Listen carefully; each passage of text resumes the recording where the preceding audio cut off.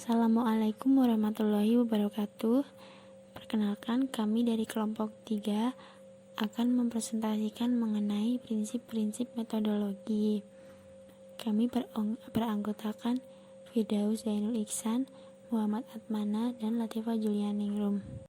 Pemaparan yang pertama akan disampaikan oleh Firdaus Zainul Ihsan. Prinsip metodologi. Metodologi merupakan bagian epistemologi yang mengkaji perihal urutan langkah-langkah yang ditempuh supaya pengetahuan yang diperoleh memenuhi ciri-ciri ilmiah. Metodologi juga dapat dipandang sebagai bagian dari logika yang mengkaji kaidah penalaran yang tepat. Jika kita membicarakan metodologi, maka hal yang tak kalah penting adalah asumsi-asumsi yang melatar belakangi berbagai metode yang dipergunakan dalam aktivitas ilmiah. Asumsi-asumsi yang dimaksud adalah pendirian atau sikap yang akan dikembangkan para ilmuwan maupun peneliti di dalam kegiatan ilmiah mereka. Beberapa prinsip metodologi oleh beberapa ahli di antaranya. Nomor 1, René Descartes.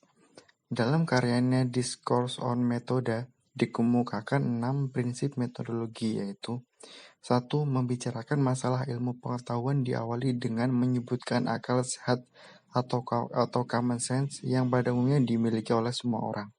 Akal sehat menurut Descartes adalah ada yang kurang, ada pula yang lebih banyak memilikinya, namun yang terpenting adalah penerapannya dalam aktivitas ilmiah.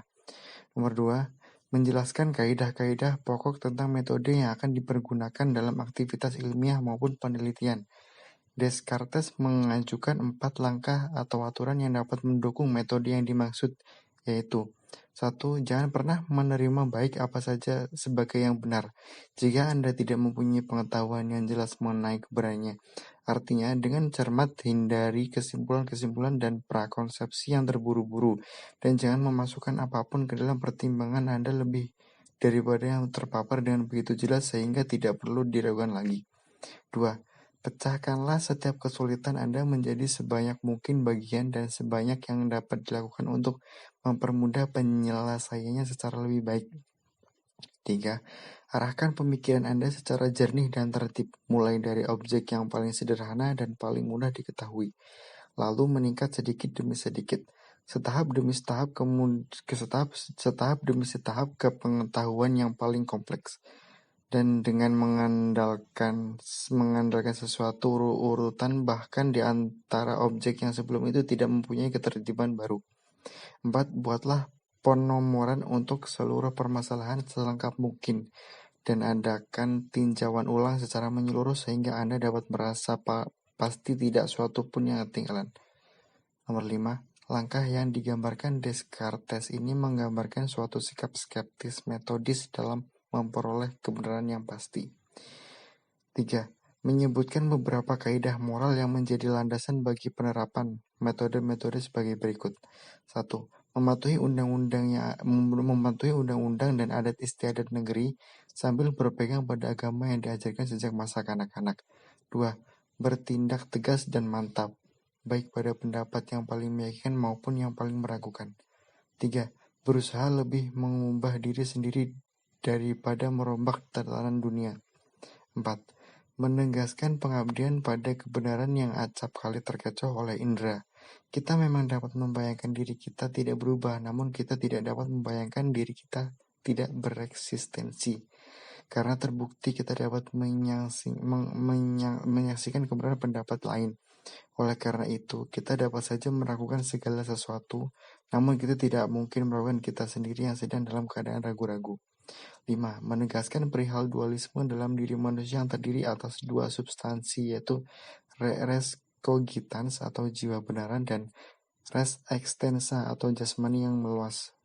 Tubuh atau res extensa diibaratkan dengan mesin yang tentunya karena ciptaan Tuhan maka tertata lebih baik. Atas ketergantungan antara dua kodrat ialah jiwa benaran dan kodrat jasmani. Jiwa secara kodrat tidak mungkin mati bersama dengan tubuh. Jiwa manusia itu abadi. Dan kemudian prinsip metodologi menurut para ahli yang kedua adalah menurut Alfred Jules Sayre. Dalam karyanya yang berjudul Language, Truth, and Logic yang terkait dengan prinsip metodologi adalah prinsip verifikasi.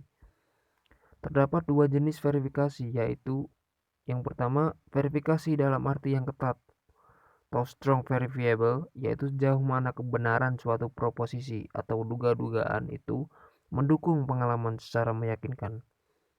Kemudian yang kedua adalah verifikasi dalam arti yang lunak, yaitu jika telah membuka kemungkinan untuk menerima pernyataan dalam bidang sejarah atau masa lampau dan ramalan masa depan sebagai pernyataan yang mengandung makna.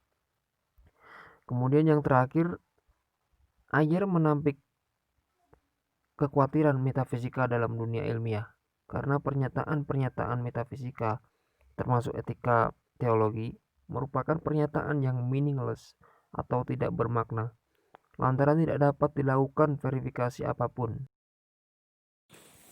Yang ketiga yaitu Karl Raimund Popper. Ia adalah seorang filsuf kontemporer yang melihat kelemahan dalam prinsip verifikasi berupa sifat pembenaran atau justification terhadap teori yang telah ada. Beliau mengajukan prinsip verifikasi sebagai berikut. Yang pertama, Popper menolak anggapan umum bahwa suatu teori dirumuskan dan dapat dibuktikan kebenarannya melalui prinsip verifikasi. Menurutnya, teori ilmiah selalu bersifat hipotesis atau dugaan sementara. Tidak ada kebenaran terakhir. Setiap teori selalu terbuka untuk digantikan oleh teori lain yang lebih tepat. Yang kedua, cara kerja metode induksi yang secara sistematis dimulai dari pengamatan atau observasi secara teliti gejala atau simptom yang sedang diselidiki.